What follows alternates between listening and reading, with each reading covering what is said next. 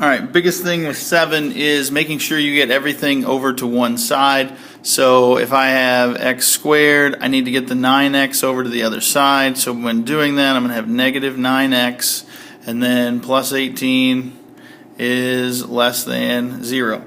So I need to find my boundary points first. So in doing that, I'm just going to basically I'm going to set it equal to 0 or find where those two values are. So I'm not going to do 2 steps into one. I can get a positive 18 and a negative 9. I'm going to have x minus 6, and I'm going to have x minus 3 whenever it's equal to 0. I'll come back to that less than here in a second. So then as far as my boundary points are concerned, those are just going to be x equal to 6 and x equal to 3. So I have x equal to 6, I have x equal to 3. So then from there, if we're going to graph this on a number line, basically all I'm going to do is have our values here. I'm going to start at 2, 3, 4, 5, 6, and 7. So then it's not going to be, basically it's like I'm going to section this off into 3 parts, kind of like where it would be at for 3, where it would be at for 6. Okay, and then when is it positive, when is it negative? Okay, so this is looking for when is it negative, when is everything less than 0. You don't have a graphing calculator, it's real simple. You just find a point, just pick one. Okay, for in the middle, I'm just going to basically see if I'm just going to pick a 4, okay, and I'm going to do 4 squared, just going to plug it into my equation, minus 9 times 4 plus 18. So I have 16 minus 36 plus 18.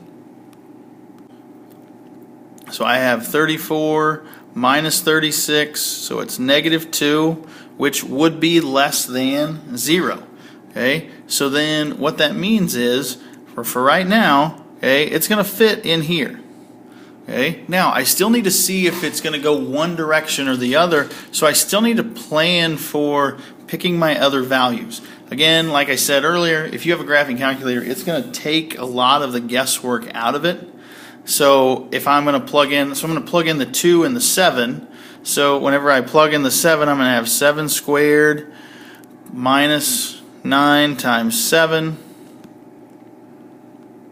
and then plus 18. So I'm going to have 49 minus 63 plus 18.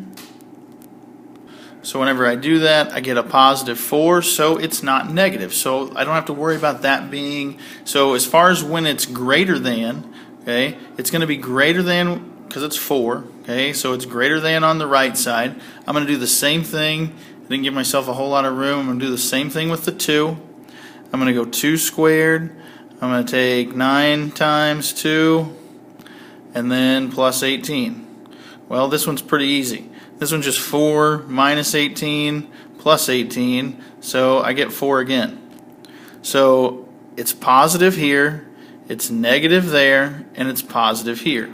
So as far as when it's above 0, okay, so if it asks for when is f of x less than 0, when is f of x greater than 0?